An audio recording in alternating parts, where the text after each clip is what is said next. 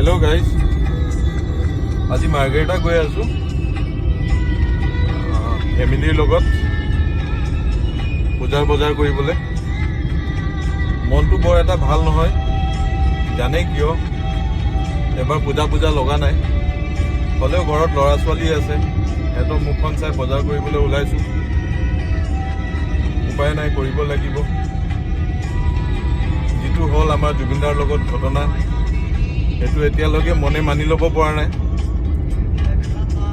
তাৰ মাজতে দুৰ্গা পূজাটো আহি পাইছে, বজাৰ কৰাটো দৰকাৰ হৈছে, ল'ৰা ছোৱালীয়ে মনত দুখ কৰি আছে।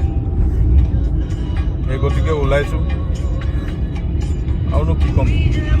এয়া পিছফালে মোৰ ৱাইফ, মোৰ ভণ্টি আৰু মোৰ ছোৱালী, আৰু লগত ভাস্কৰ আছে।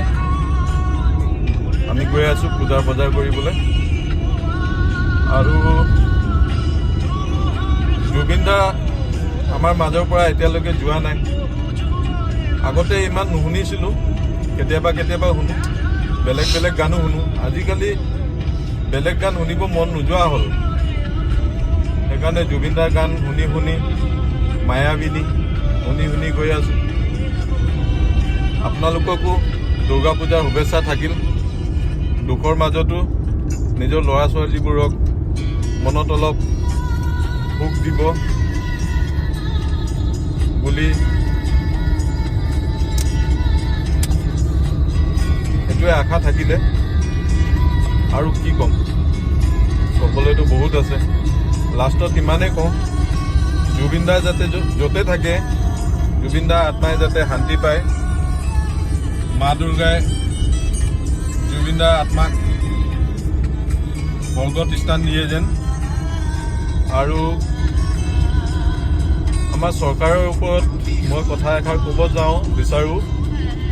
আমাৰ মামাই বহুত ভাল কাম কৰিছে, লাগিয়ে আছে। জুবিন দা মৰাৰ পিছত চাই আছোঁ, কৰি আছে।